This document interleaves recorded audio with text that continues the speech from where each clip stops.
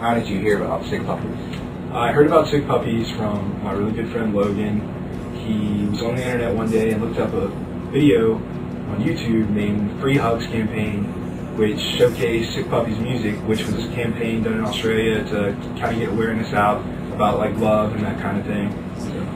Shem, the lead singer, actually edited the video for his friend. It was for his grandmother because she was sick. It was like a care package he sent to him. We actually saw Sick Puppies live for the first time in the Canal Club in Richmond, Virginia. It was August 12th, 2007. I know the date because it was indescribable. What's the furthest you've traveled to see Sick Puppies? I would say 1,400 miles because we went to Poughkeepsie, New York. 1,400 miles round trip. We went from Richmond, Virginia to Poughkeepsie, New York on a road trip.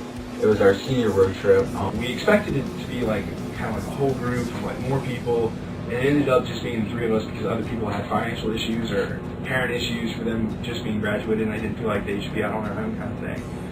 So we were kind of like bummed, but it actually turned out to be like one of the greatest trips I've ever taken in my life.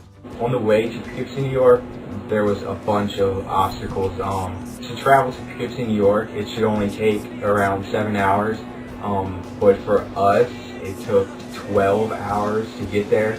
But we didn't have to pay any tolls on the way, which you'd think would be crazy because we're going to New York all the way on like interstates and stuff. But we hit the avoid tolls button on the GPS, so we didn't pay any tolls. So that was also, I actually got my vehicle serviced before we went on the trip, and the AC broke down, and it was during the summer, so it was like 90-some degrees, and we were actually in dead stop traffic.